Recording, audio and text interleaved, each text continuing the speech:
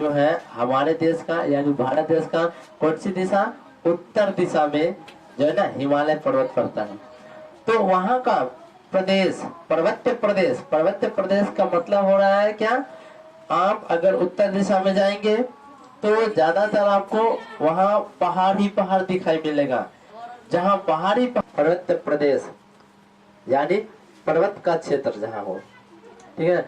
तो उत्तर हमारे राष्ट्र के उत्तर दिशा में विस्तृत रूप से मोरदार पर्वत, जिसको वलित पर्वत मुख्य रूप से विख्यात है।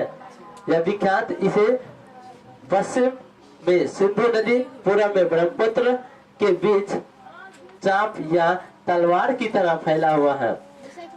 जब आपको एक पर्वत मिलेगा मोरदार पर्वत, जिसको वलित पर्वत के नाम से भी जानते हैं, और उसी दिशा में अगर पूर्व दिशा की बात करें भारत का, तो पूर्व में ब्रह्मपुत्र नदी और उत्तर पश्चिम में कौन है, सिंधु नदी।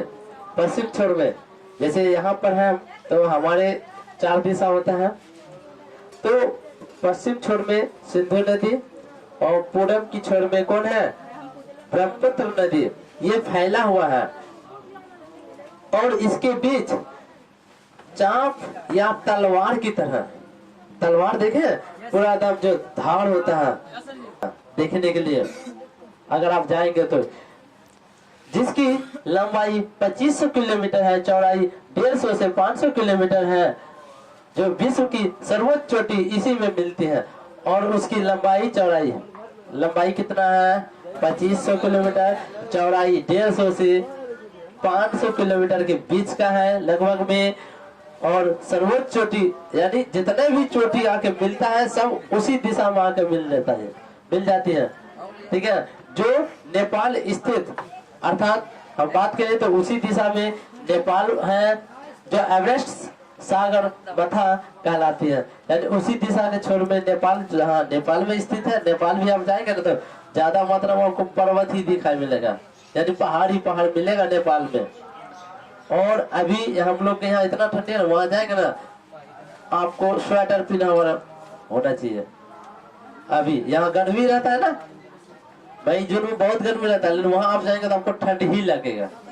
सोचिए क्योंकि क्यों लगता है, क्योंकि वहाँ पर्वतीय क्षेत्र है, पहाड़ की क्षेत्र है, ज्यादा पेड़ पौधा है, घना जंगल है, ये सभी कारण से वहाँ की जलवायु ठंड होती है।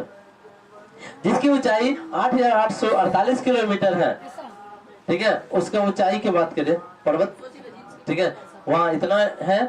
हिमालय की उत्तर में भारत की सीमा में 3 और समांतर पर्वत श्रेणी मिलती है। और हिमालय की बात करें उसी उत्तर दिशा में 3 और है पर्वत जिसका श्रेणी मिलती है, मतलब सब एक दूसरे के साथ जुड़ा हुआ रहना, उसको श्रेणी बोलते हैं।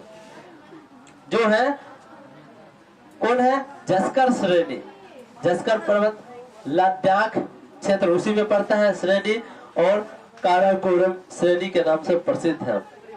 आप अगर जाएंगे तो आपको पता होता, जस्कर, लद्दाख और काराकोरम ये सब क्षेत्र बहुत ही नक्सलाइट एरिया है। नक्सलाइट मतलब खतरनाक, क्योंकि भारत का भी सैनिक है तो ज्यादा मात्रा में इसी श्रेणी में लगाया जाता है, पहाड़ में, ठीक है। जस्कर में भी, लद्दाख में, ठीक है, और काराकोरम, ये सब जो 3 श्रेणी है पर्वत का, इस तीनों श्रेणी में पहाड़ा लगाया जाता है सैनिक के माध्यम से, ताकि दुश्मन इसके अंदर न आ पाए।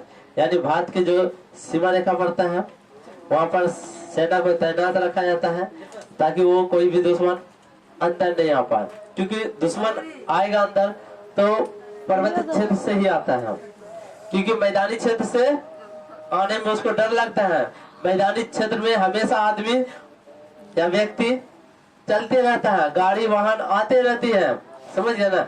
इसी कारण से दुश्मन कभी भी घुसता है, घुसपैठी घुसता है तो कहाँ से, पर्वत क्षेत्र से, क्योंकि पर्वत क्षेत्र जंगल होता है, वहाँ कोई जाना नहीं चाहता है, खतरनाक एरिया हो जाता है, और दुश्मन उसी क्षेत्र से जाने का अपना सुराग बना लेता है। इसलिए और ज्यादातर सैनिक इसी क्षेत्र में लगाया जाता है, समझिए, ठीक है। तो